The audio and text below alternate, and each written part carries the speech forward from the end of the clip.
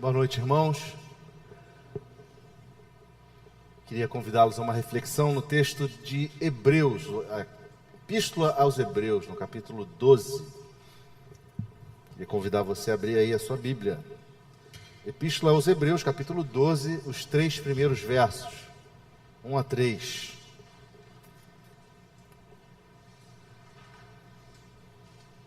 Hebreus 12, 1 a 3.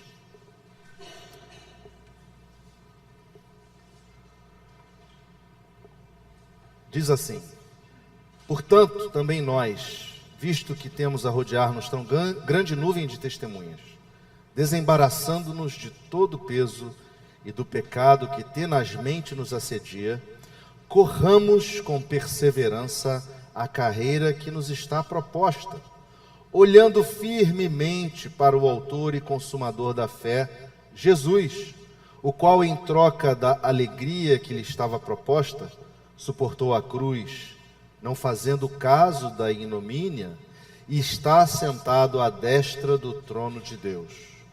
Considerai, pois, atentamente aquele que suportou tamanha oposição dos pecadores contra si mesmo, para que não vos fatigueis, desmaiando em vossa alma. A palavra do Senhor.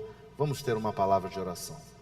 Deus, obrigado, Deus, por esse momento de reflexão na Tua Palavra, momento de aprendizado, momento em que o Senhor ministra aos nossos corações a Tua vontade. Nós queremos orar pedindo que todos nós estejamos aqui, Senhor, com as nossas mentes e corações cativos a Cristo. Que possamos, ó Deus, ser edificados, possamos ser alimentados e possamos sair deste encontro mais fortalecidos, mais perto de Ti, mais crentes. Deus, fortalece a nossa fé, abençoa-nos, dirige-nos, é o que pedimos assim, em nome de Jesus. Amém. Meus irmãos, eu quero mostrar para vocês um filme, talvez não tenha áudio, mas vamos lá. Só para começar a nossa ilustração da noite, a nossa meditação. Esse filme é conhecido de muitos de nós aqui. Essa aí é a Olimpíada de Los Angeles, 1984, primeira Olimpíada que foi aberta às mulheres, e onde a maratona, na verdade, foi aberta às mulheres. E nessa Olimpíada participou a suíça Gabriele Andersen, que é essa pessoa que esse vídeo mostra. E foi uma participação assim bem peculiar, porque a persistência da suíça Gabriele Andersen emocionou o mundo em 1984. Ela entrou no estádio completamente desfigurada pelo esforço e o calor. No percurso, sentiu uma forte cãibra na perna esquerda.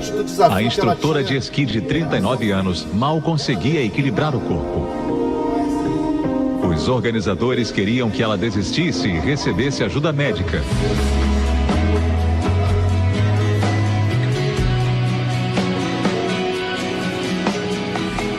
Cambaleou nos últimos 200 metros da maratona, até cair desacordada nos braços dos médicos sobre a linha de chegada. Ela não venceu a prova, mas foi mais aplaudida que a medalhista de ouro, Joan Bennett. Ela percebeu que completamente colapsada. Ela estava sofrendo com cãibras incontroláveis e ela não conseguia chegar à linha de chegada. Ela precisou ser auxiliada e debaixo de uma aclamação, debaixo de um público que a aplaudia, aquela mulher se esforçou ao máximo para chegar até a linha de chegada, a completar a prova. E ela passou por essa cena chocante. E a direção da prova queria que ela não. A persistência da suíça Gabriele Andersen emocionou o mundo em 1984. Ela entrou no estádio completamente desfigurada pelo esforço e o calor. No percurso, sentiu uma forte cãibra na perna esquerda. A instrutora de esqui de 39 anos mal conseguia equilibrar o corpo. Os organizadores... Foi uma cena muito marcante e todos que já éramos minimamente, tínhamos minimamente uma idade de compreensão, a gente lembra desse fato. texto que a gente leu hoje, ele apresenta uma comparação entre a nossa carreira cristã e a corrida nos estádios. E esse tipo de alegoria, né, que compara a vida cristã com uma corrida, era bem comum, porque havia ali, naturalmente, a predominância da cultura helênica, da cultura grega.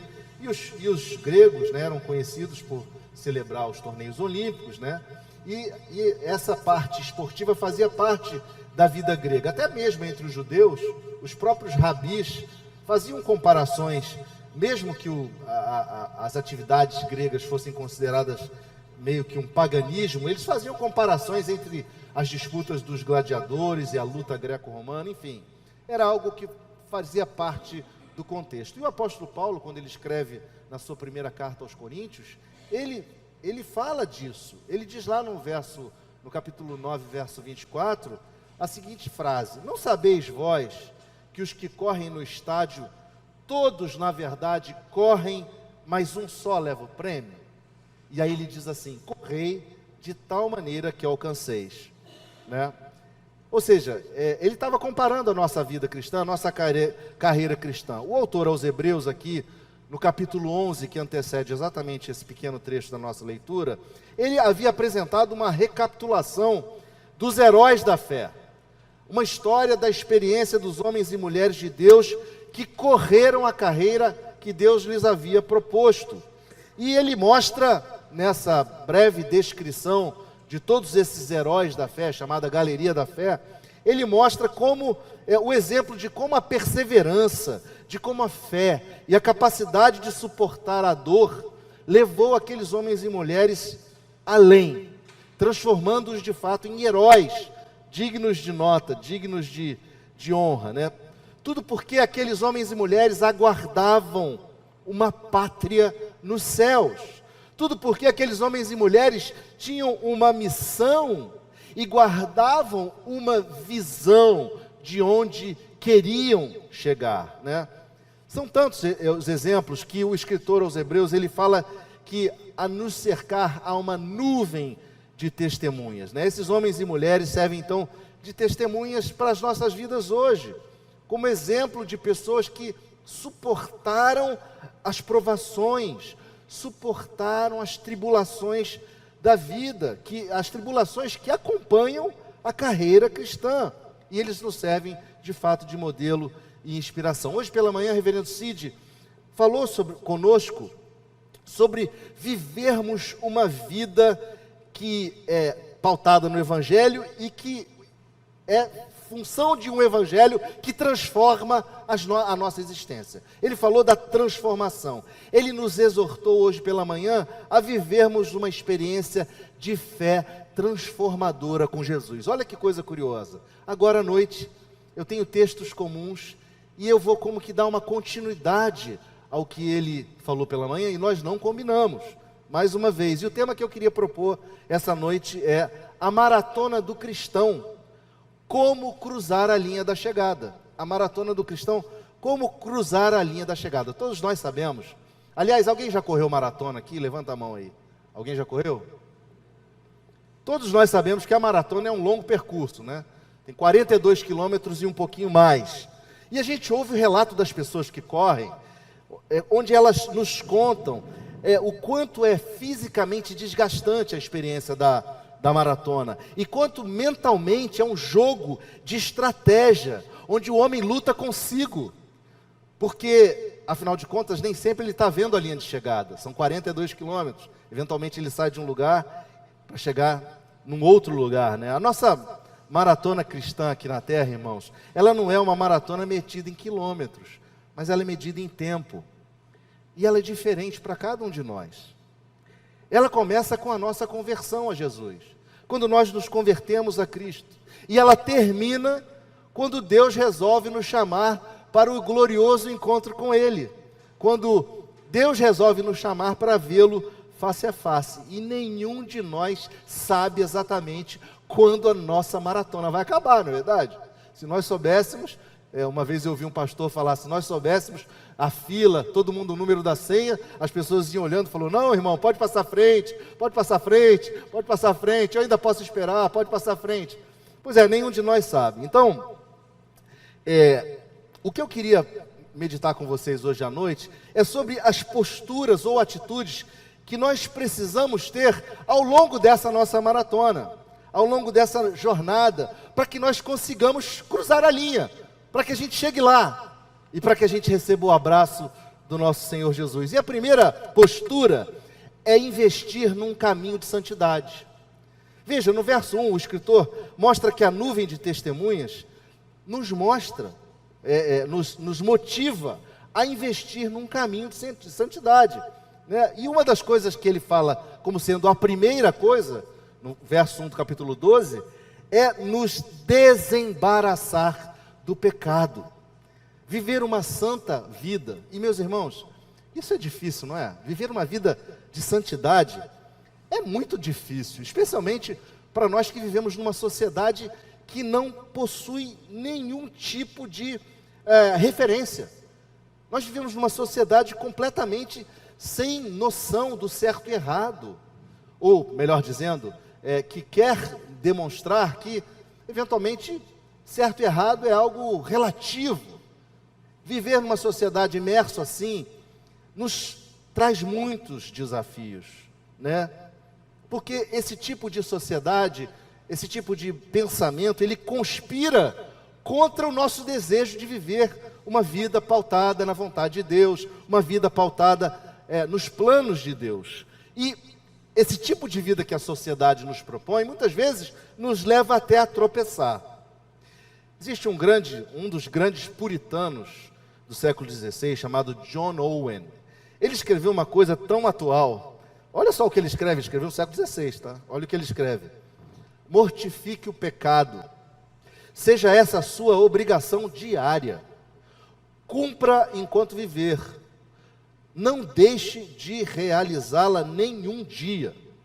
Mate continuamente o pecado, ou ele matará você continuamente. Nós vivemos uma constante luta entre o espírito e a carne, todos nós sabemos disso.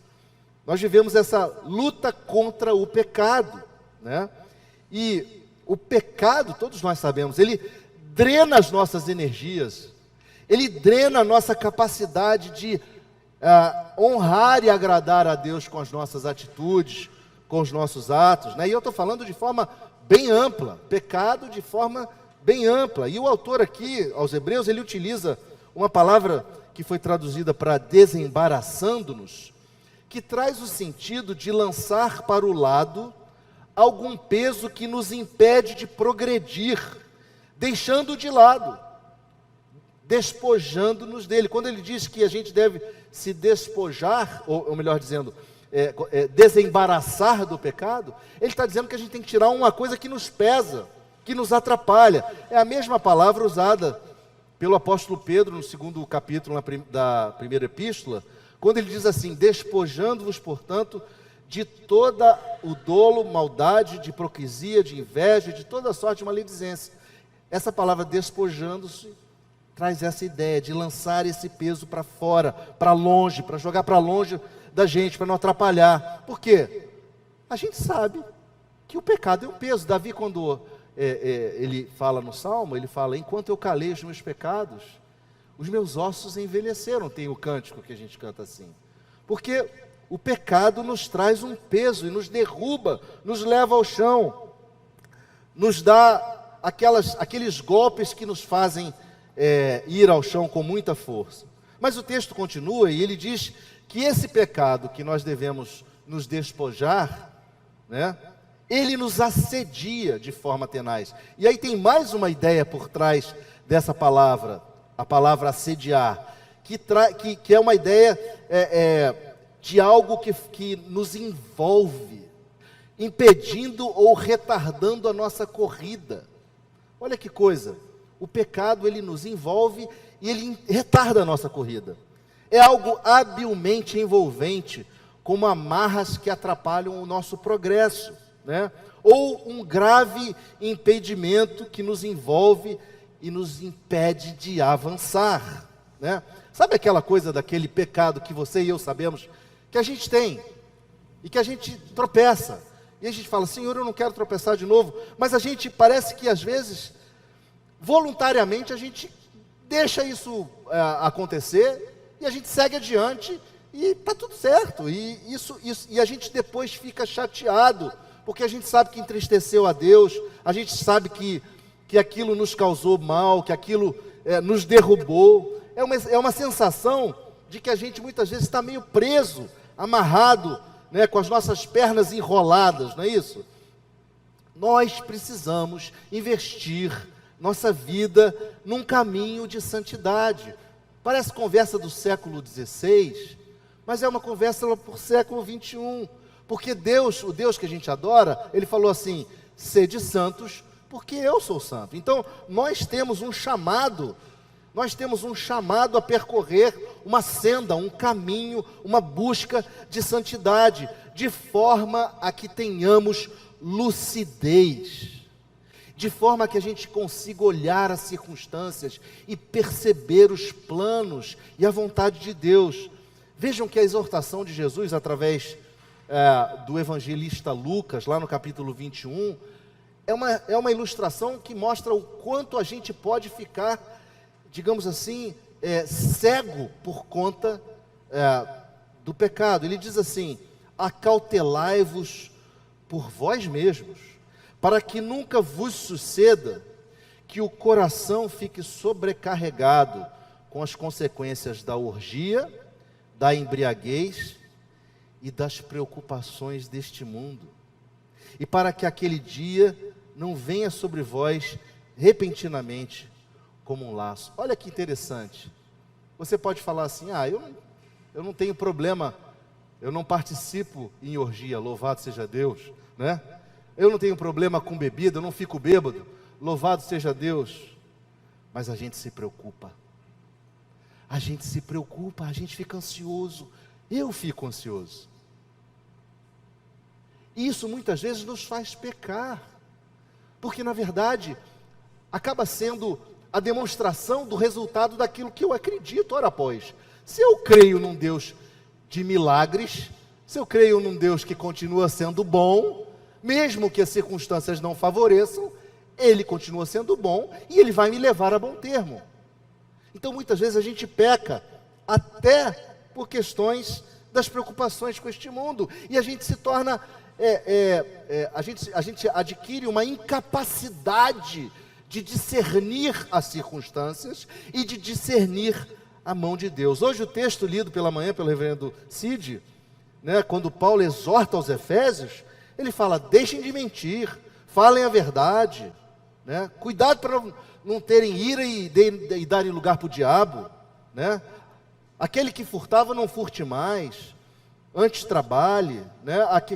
Acuda ao necessitado, não saia da vossa boca palavra que não edifique, né? Não entristeçam o espírito no qual vocês foram encelados. Afastem-se de tudo que é amargura, de tudo que é gritaria, de tudo que é blasfêmia, de tudo que é malícia. Meus irmãos, a palavra de Deus nos exorta, antes, o mesmo trecho aos Efésios, sede uns para com os outros benignos, compassivos, perdoando-vos uns aos outros como Ele vos perdoou. E é interessante porque parece um tema recorrente. Ele escreve para a igreja, aqui para os cristãos de Éfeso. Aí Paulo escreve para a igreja de Colossos, os cristãos de Colossos. E ele fala a mesma coisa. Despojai-vos igualmente de tudo isso. Ira, indignação, maldade, maledicência, linguagem obscena do vosso falar, não mintam uns aos outros. Parece que essas coisas, parece que esses pecados habitam o lugar comum de todo mundo que segue a Jesus Cristo. Ele escreveu para 2 grupos diferentes, e tem outros textos onde você lê a mesma coisa. Nós precisamos estar atentos, precisamos investir no caminho da santidade, porque investir no caminho da santidade tem implicações práticas.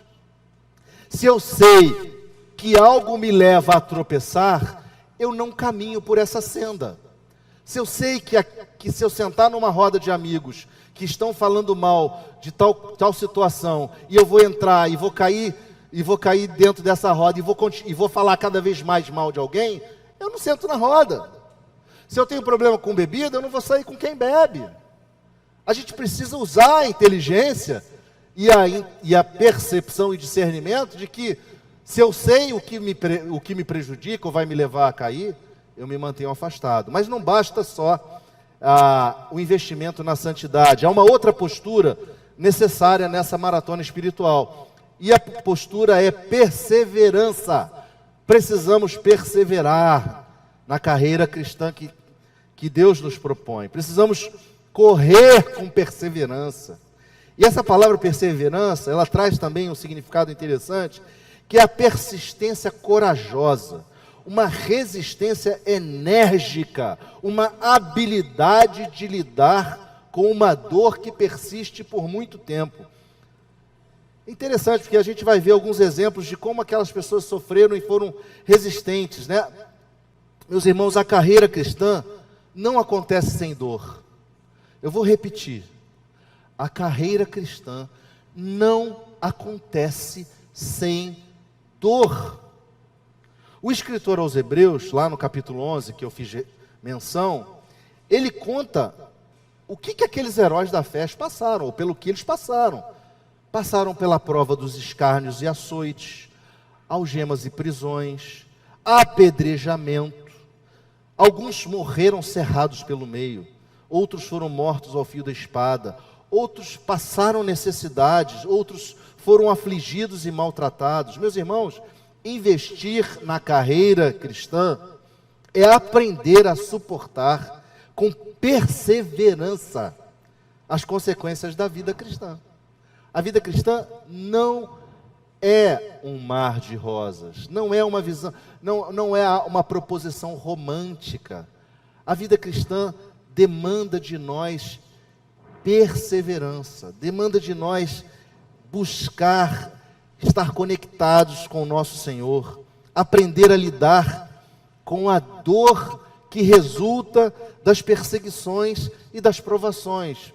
Talvez muitos de nós aqui, ou talvez todos nós, nunca tenhamos vivido uma perseguição daquela que ameaça a nossa segurança física, pelo fato de sermos cristãos.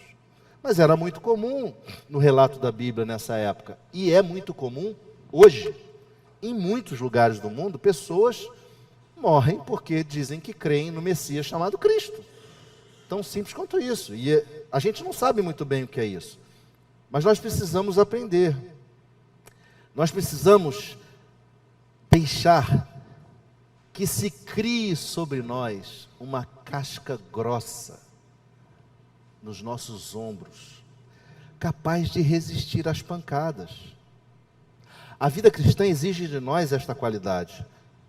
E eu vou usar uma expressão aqui. A gente não pode ser crente Nutella. A gente não pode ser crente Nutella, que quando passa por um aperto, fica cheio de mimimi. Ah, porque Deus me esqueceu, ah, porque Deus não olha as minhas necessidades, ah, porque ninguém me ama. Não, Deus te ama, não, Deus está com você até o encontro final. Nós não podemos ser crentes Nutella, nós temos que ser pessoas firmes. Paulo mesmo, ele compartilhou o grau de dificuldade que ele viveu, quando ele escreve lá para a sua primeira carta aos Coríntios, no capítulo 4, olha só o que ele diz, até a presente hora, no verso 11, capítulo 4, 11 de 1 Coríntios, até a presente hora sofremos fome, sede e nudez, e somos esbofeteados e não temos morada certa, e nos afadigamos trabalhando com as nossas próprias mãos, quando somos injuriados, bendizemos, quando perseguidos, suportamos, quando caluniados, procuramos conciliação. Até agora, temos chegado a ser considerado lixo do mundo, escória de todos. Mas, irmãos, nessa perseverança na carreira, Deus está conosco. Deus está nos ajudando. E veja só, o próprio testemunho de Paulo, depois que ele escreve isso, ele escreve de novo, dizendo assim, olha, em tudo somos atribulados, porém não angustiados. Atribulados, porém não angustiados, perplexos, mas não desanimados, perseguidos, porém não desamparados, abatidos, porém não destruídos, levando sempre no corpo o morrer de Jesus, para que também a sua vida se manifeste em nosso corpo. Exatamente como ilustra a cena daquela maratonista Gabriele Andersen, que se deixou gastar para alcançar o fim da sua prova, suportando aquela cãibra incontrolável, aquela situação quase de beirar a morte, porque ela tinha um alvo, ela tinha um objetivo, ela tinha uma carreira. Nós precisamos saber que investir na carreira cristã é deixar-nos gastar pelo Evangelho. Nós precisamos estar dispostos a nos deixar gastar pelo Evangelho. E eu vou dizer uma coisa aqui. Você pode até ficar chateado e não gostar do que eu vou falar agora. Mas com todo respeito, meu irmão, minha irmã, apenas vir à igreja aos domingos não é investir na carreira cristã. Essa é uma dura realidade. Nós precisamos nos entregar, nos engajar nessa maratona. E isso pode se dar de várias formas. Isso pode se dar nos encontros também da igreja, fora daqui ou aqui, mas também no nosso serviço fora daqui. E ontem nós tivemos uma excelente oportunidade. É claro que não poderíamos deixar de mencionar, tanto o reverendo Cid mencionou de manhã no sermão, e eu menciono agora. Nós ontem tivemos a oportunidade de servir a comunidade. Nós fomos lá no Mackenzie, a igreja promoveu uma campanha de doação de sangue ao Hemorrio, foi extremamente bem sucedida, né? E o mais importante é que dentro do contexto das pessoas que foram, nem todos podiam doar, nem todos puderam doar, mas a questão é essa: eu estou junto, eu estou engajado, eu estou lá para apoiar, eu estou orando, eu estou ali para servir. Nós precisamos ter essa mentalidade de que para perseguirmos a carreira cristã, é necessário a gente se deixar gastar, gente. Nós precisamos nos deixar gastar. Jesus falou lá em Marcos, no Evangelho de Marcos, capítulo 8, versos 35 a 36, quem quiser, pois, salvar a sua vida, perdê-la-á. E quem perder a sua vida por causa de mim, o Evangelho salvá-la-á. Que aproveita o homem ganhar o mundo inteiro e perder a sua vida? Paulo, quando escreve aos Timóteos, ele diz: combati o bom combate, completei a carreira, guardei a fé. Paulo pronuncia essas palavras no final da sua jornada, quando já estava chegando à linha de chegada do encontro dele glorioso, onde ele receberia a coroa de justiça, né? A verdadeira perseverança, ela não é motivada exteriormente pela opinião pública ou pela expectativa de recompensa, mas interiormente por esse desejo de honrar a Deus com as nossas vidas. Nós não somos motivados pelo que os outros vão dizer de nós. Nós não somos motivados porque eventualmente a mídia teve um olhar sobre nós. Nós somos motivados porque há um desejo em nós de honrar ao nosso Senhor que se entregou por nós. Mas há um requisito também muito importante. E esse requisito também é usado no texto, é a palavra que foi traduzida por perseverança, que na verdade também tem o sentido de paciência. Nós precisamos de paciência. Nós precisamos de paciência conosco mesmos. Nós precisamos paciência uns com os outros. Nós precisamos de paciência no próprio processo da santificação. A gente se frustra, fala: puxa, eu não podia tropeçar dessa vez, eu já aprendi tantas vezes. Mas nós precisamos ser pacientes conosco mesmos, perseverantes e pacientes, né? Precisamos investir com perseverança na nossa carreira cristã, tendo paciência, tendo esperança. Irmãos, e por fim, não menos importante, precisamos desviar o nosso olhar das coisas periféricas e olhar para Jesus Cristo. Um corredor mantém os olhos fixos na linha de chegada. Mas só tem um problema. Numa maratona, você não vê a linha de chegada. No caso das Olimpíadas, as pessoas saem de um estádio, correm em uma cidade e voltam para o estádio. Mas ainda assim, ela demora para poder ver a linha de chegada, concordo? Imagina o que passou na cabeça da Gabriele Anderson. Ela correndo, faltavam 10 quilômetros para chegar, ela olhou o estádio lá na frente, 10 quilômetros de distância, e ela falou, eu vou acabar, eu não vou conseguir chegar. Mas ela não estava vendo a linha de chegada no final, porque ela tinha que entrar no estádio e de fato ver a linha da sua chegada. Eu imagino que foi dificílimo esse processo, né? Se nós desviarmos os nossos olhares de Jesus Cristo, nós seremos consumidos pela fatiga. As nossas almas vão desmaiar de cansaço. Sabe por quê? Porque a gente está olhando para homens e para circunstâncias. Irmãos, as circunstâncias pertencem a Deus. E os homens, eles não são o nosso alvo para ficarmos olhando para eles, porque eles nos decepcionam. Eu queria perguntar a você, você já se decepcionou com alguém na igreja? Você já se decepcionou com algum líder? Ou com um irmão ou irmã? Qual foi a sensação? A sensação é muito ruim. É uma sensação de desânimo. É uma sensação de, às vezes, de as suas forças se exaurirem, serem drenadas por aquele problema. O comentarista Kistemarker, ele diz que nós, como participantes dessa corrida, nós não temos tempo para olhar para o lado, meus irmãos. Nós não temos tempo para olhar para o lado. A expressão olhando firmemente, traz o sentido de desviar os olhos das outras coisas periféricas e fixá-lo em apenas uma, Jesus Cristo, o autor e o consumador da nossa fé. O nosso foco é Cristo, queridos. O nosso foco é servir a Cristo. O nosso foco é agradar a Cristo. Interessante, porque o autor aos Hebreus, ele cita todos aqueles heróis, e ele não coloca Cristo no meio, obviamente, porque, na realidade, Cristo, ele é aquele que desafiou aqueles homens e mulheres. Ele é o originador do movimento. Ele é o líder do movimento de transformação da humanidade. Ele é autor da nossa salvação.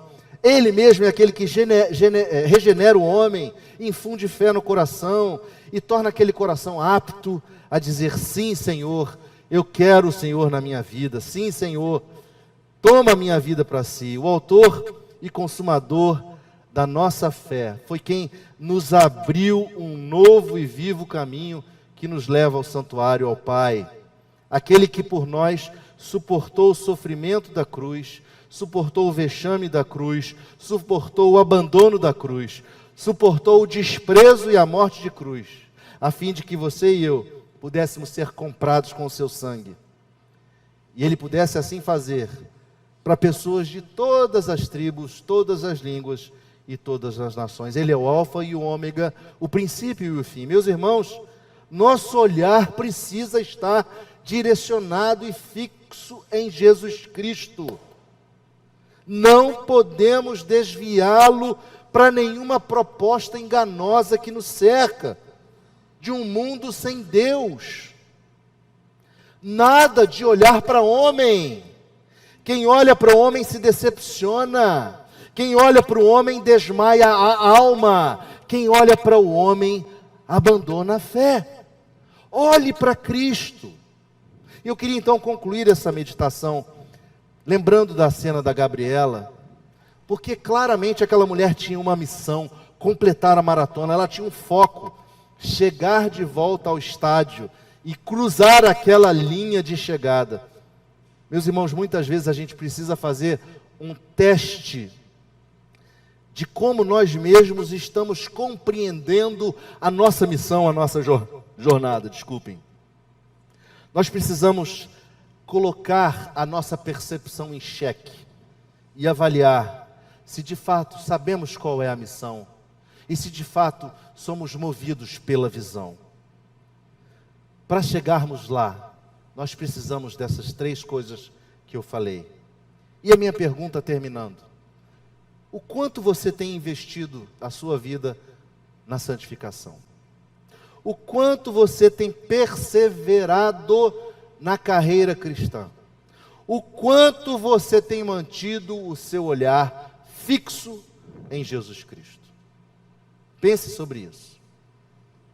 E que Deus abençoe a sua vida, que Deus te dê esse discernimento para que você suba um nível espiritual nessa semana, diante dos desafios que você tem à sua frente. Amém? Que Deus nos ajude.